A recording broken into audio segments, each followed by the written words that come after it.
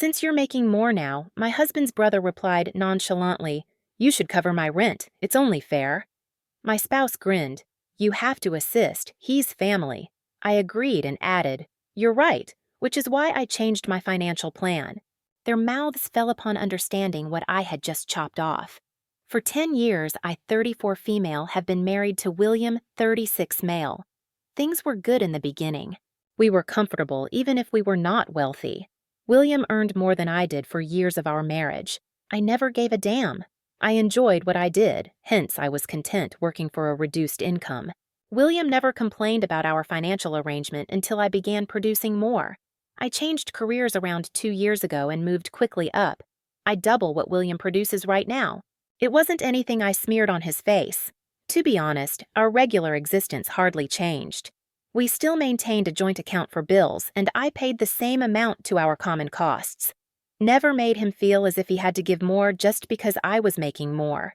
If anything, I paid more of the fun costs, vacations, sporadic indulgences, little here and there, and I made that error as well. People start believing they should be entitled to money the instant they see you earning it. Now enter William's brother James, 38M. James has never lived with his brother. He moves from one unsuccessful relationship to the next, never stays more than a few months in one location, and swings between employment. He is among those people who always finds an excuse. His employer was unjust, his colleagues were lethargic, his girlfriend was bossy. Never is his responsibility. And he crashes at our house every couple years somehow. It was simply for a few weeks, which stretched into months, surely rent-free. When he said he was attempting to get back on his feet, we lent him money, never saw a dollar back, paid some of his expenses, and even allowed him use one of our vehicles. Alert! He never got back on his feet. James changed his attitude after I received my increase. It was originally just minor Williams. Having money today must be pleasant. Man, I'd love a job like yours where you simply sit around all day and make cash. Guess you're the breadwinner now, huh? What's that like for William? I ignored him. William ignored him. I believed that was simply James being James. Then he tested the waters. He requested for money outright. "Hey, I'm in a bit of a dilemma. Just need $500 to cover some expenses." "I'll pay you back." I said no. He sulked for days. That should have been the end of it. It wasn't. James came up for dinner one night. No reason, no invitation. Just showed up as usual. I was already upset since I knew he was going to ask for something. And sure enough, halfway through dinner, he leans back in his chair, stretches, and says, "Since you're earning so much now, you should pay my rent. It's only fair." I assumed I misheard him. "What?" "Yeah, I mean, you've got additional money now, and I'm suffering. It's merely $200 a month. That's nothing to you." I blinked at him. I was actually speechless, the boldness of this guy. James regarded my quiet as hesitancy, so he continued going. "Come on, you people have a home, a wonderful life, and I'm over here barely making it. Family helps each other, right?" I looked to William, expecting him to finally tell his brother to go lost. To my utmost horror, William grinned. "He's family, baby. We've assisted him previously. What's the big deal?" I felt something in me crack. I wasn't even mad with James. I mean, I was, but I expected this from him. What I didn't anticipate was William backing him up. This was my hubby, the guy I created a life with, the guy who, only a year ago, had no difficulty with our financial status. But now that I earned more, I was suddenly expected to undertake even more responsibility. I took a long breath and attempted a grin. "You're correct," I responded gently. "Family helps each other. I'll make a financial adjustment so we can support James." James smiled. William looked relieved. They should have known better. The following morning, I headed to work. First, I phoned our bank. We had a joint account for expenses, but my salary went into my personal account before I moved my half into the shared one. I went ahead and cut William off from my personal account totally. I also put the precise amount required for my portion of costs into the joint account and nothing more. Second, I went over all of our costs. Guess what I found? I had been covering considerably more than I thought. Netflix? My card. Hulu? My card. Amazon Prime? My card. Williams Gym membership? My card. Williams Auto Insurance? My card. William's credit card, I was the co-signer. I canceled anything that wasn't a necessary. Third, I made sure James received what he desired. I discovered an inexpensive one-bedroom apartment in a not-so-great section of town. I paid the deposit and first and last month's rent. In his name, the lease was his. The mason had his info. And I instructed them to never contact me for anything. That night, William attempted to watch Netflix. Hey, did you forget to pay? I shrugged. Oh, I made a financial adjustment. The following morning, he headed to the gym. His key fob didn't function. What the hell? I sipped my coffee. Financial adjustment. Then, his vehicle insurance company contacted. Missed payment. He turned to me, appearing angry. Did you terminate my insurance? Nope. Just quit paying for it. William lost it. He shouted about how he needed those goods. How it wasn't fair. How I was punishing him for aiding his sibling, and I simply grinned. Don't worry, I replied softly. James's rent is covered immediately. You said family helps each other, right? The expression on his face? Absolutely priceless. Then I brought out the lease paperwork for James's new apartment. Oh, and wonderful news. James has his own apartment now. He moves in next week. William paled. James got red. And me? I was just getting started. The instant I set the lease paperwork on the table, the whole attitude in the home transformed. James leaped up from his chair like I had just lit him on fire. What the heck is this? He yelled, seizing the papers.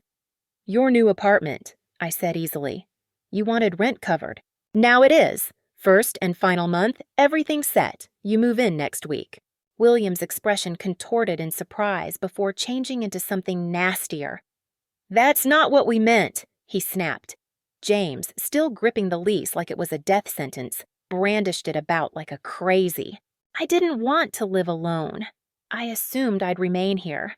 I simply wanted some aid, not a stinking eviction letter from my own family. I inclined my head, faking ignorance. Oh? But you claimed it's only fair considering I earn more. And William agreed. So, I discovered a solution. William slapped his hands on the table. This is ridiculous. You didn't even speak to me about this. I let out a dry chuckle. Did you speak to me before handing up my money like it was yours? Silence. James sneered, shaking his head. This is why women shouldn't earn more than their husbands, he said under his breath. I froze. William didn't even respond. I cautiously turned to face James, and he must have realized he'd screwed up because his arrogant expression crumbled just a bit. What was that? I asked, my voice unnaturally calm. James took a step back, but his ego got the better of him. I re-Williamed, he repeated. This is why women shouldn't earn more than their husbands. They grow power-hungry and start behaving like they control the show. I grinned, a slow, deliberate, menacing grin. Oh, James, I whispered softly, coming closer. You have no clue how much worse this is going to become for you. I spent the following 2 days making further modifications. Step 1, a little wake-up call. I phoned James's new mason and arranged for him to collect the keys early. Then I packed up every single object he had in our home, his clothing, his gaming system, his silly collection of Funko Pops, everything, and dropped it off at his new place. No warning, I stuck a sticky note on top. Your new empire. Enjoy. When James arrived home that night and discovered all his belongings gone, he went wild. Where's my stuff? At your apartment, I answered, not even glancing up from my book.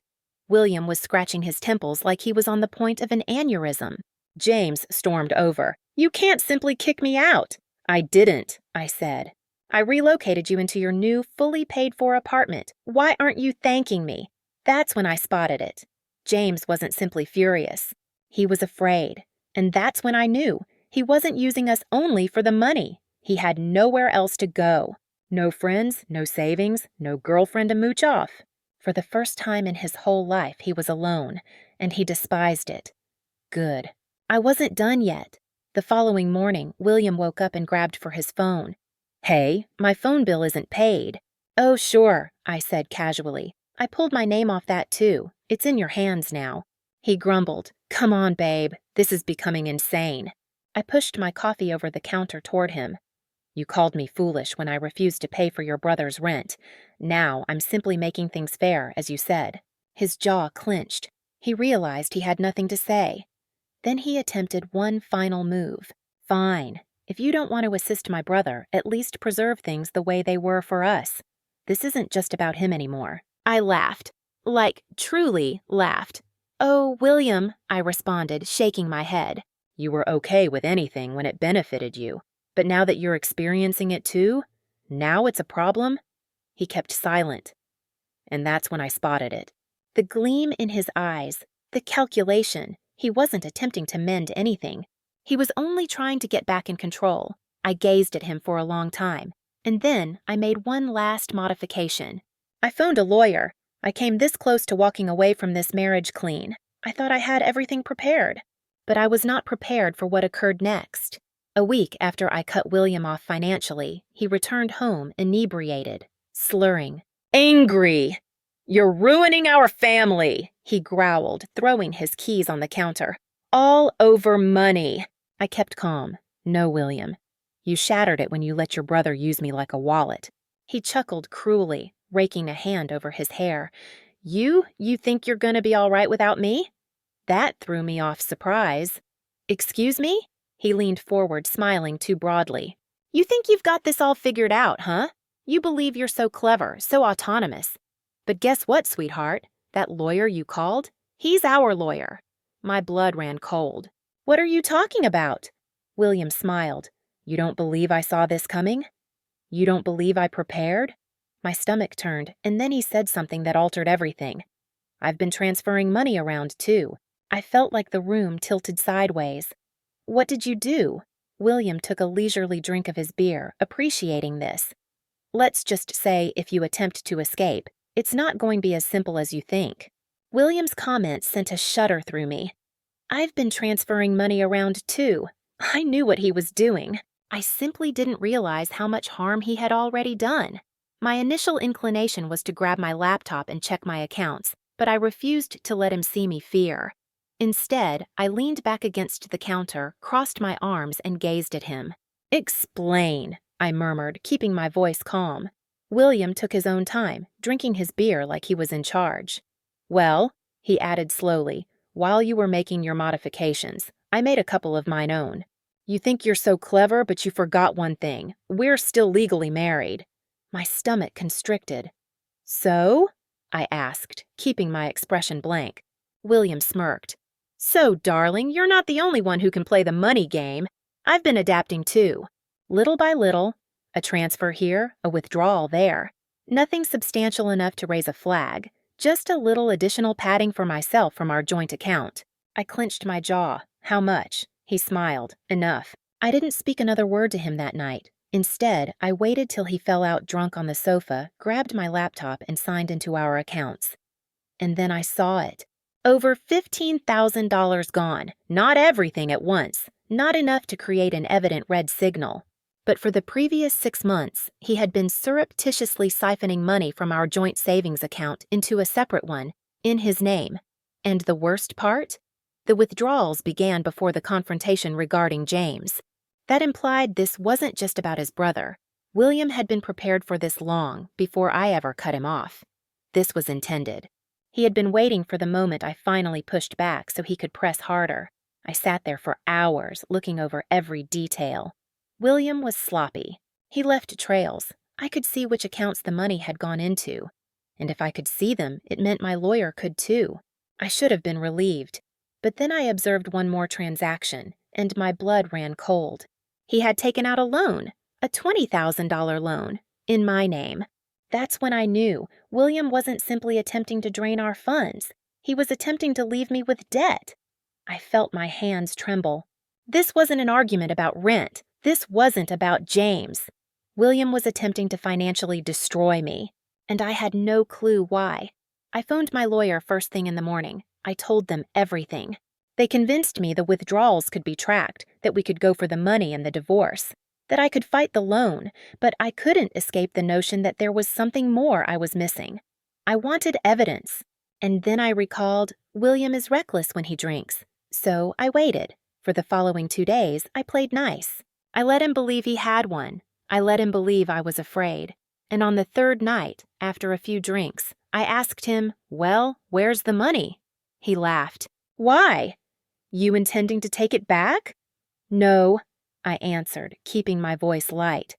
"I simply want to know how brilliant you truly are." William smirked. "Oh, I'm clever, darling. Smarter than you ever imagined I was." I cocked my head. "Then tell me." He leaned in, and then, in a whisper, he unloaded everything. It wasn't simply the money. It wasn't only the loan. William had been planning this for a year. A year.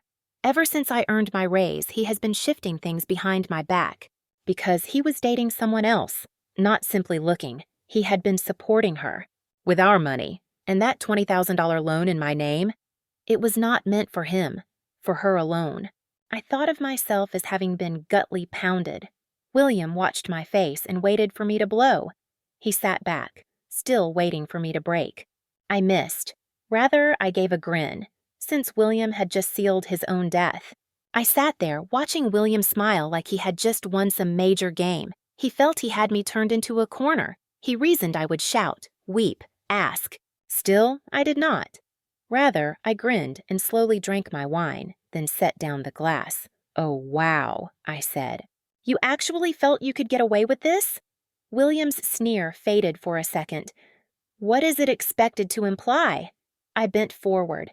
"It implies, sweetie, that although you may have been moving money, I have been moving things too." My voice was full of fake tenderness. His face slumped. "Whichever the heck you are referring to." Rising, I went to my backpack and grabbed a folder. I re-Williamed, dropping it in front of him. "This is all I have acquired over the last week. Statements of banks, loan information, transfers the money you created, using my name." William's complexion became white.